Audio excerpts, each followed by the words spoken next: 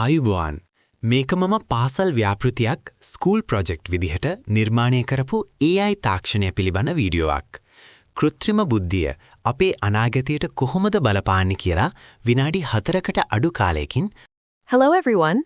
This is my latest school project about artificial intelligence, AI.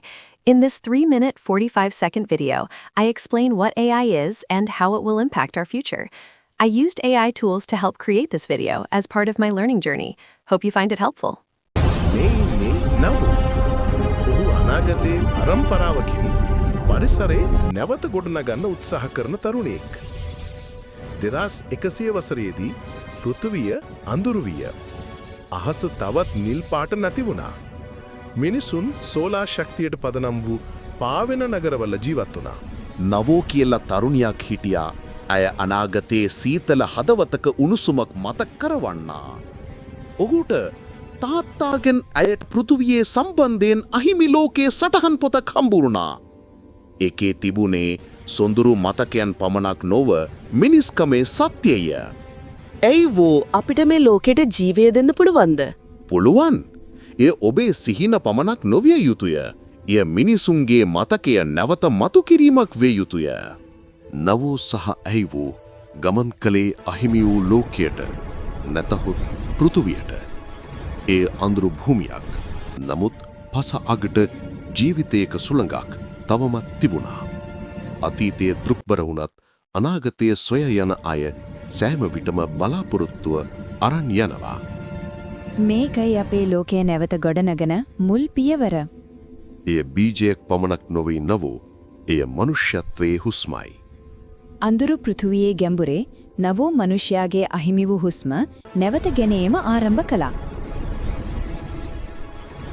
නගරවල ජීවත් වීමට නොහැකි කියලා. එයයි ඔක්සිජන් හිඟතාවිය නිසා. නවෝගේ කාර්ය වූයේ ලෝකයේ නැවත හුස්ම දීමට. තවත් අයට භයානක සිහිනයක් වුණා. ඒ අය නගරයේ නායකයන්ට පෘථිවිය භූත ලෝකයක් පමණක්. ඔවුන්ට ආරක්ෂාව යනු තාක්ෂණිය තුල සිරවීමයි. නායකයා පැවසුවා. අපිට පෘථිවිය අවශ්‍ය නැහැ නවෝ. අපිම ලෝකයයි. යන්ත්‍රය අපේ ජීවිතයයි. නැහැ. ලෝකය යන්ත්‍රයකට වඩා ජීවිතයක්. ඔබලා අමතක කළේ පෘථිවිය නෙමෙයි. ඔබලාමයි. ඒ මොහොතේ නගරය කම්පණය වුණා. ඒ අය පද්ධති විකෘති වුණා. විදුලි ආලෝක නැවතුණා. නවෝ තීරණය කළා.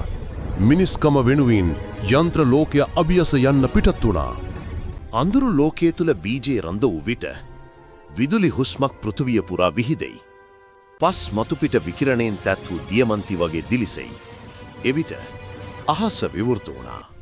නවෝ ඔබේ සිහිනය ඇත්තක් වුණා. නෑ අයිවෝ. ඒ අපි හැමෝගෙම සිහිනයක්. පෘථිවිය නැවත හුස්ම ගන්න පටන් ගත්තා. එක් මිනිසෙකුගේ සිහිනය ලෝකයක් නැවත පණ පෙවීමට හැකි වුණා. අඳුරු අතීතෙන් ජීවිතේ නැවත ගොඩනැගීම නැවතුණා. එය මනුෂ්‍යත්වයේම ජයග්‍රහණයයි.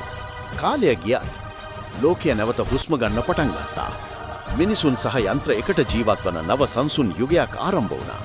අපි අමතක කළාම ලෝකය අපව අමතක කරනවා. නමුත් මතක තබාගත් අය ලෝකය නැවත පනවන්න අය. ඒක රැටගන්න. එය අපේ අනාගතයයි. අනාගතය යනු තාක්ෂණය නොව මනුෂ්‍යත්වයයි. සොඳුරු ලෝකයක් යළි පිපෙන්නට සිහිනයක් හෝ බීජයක්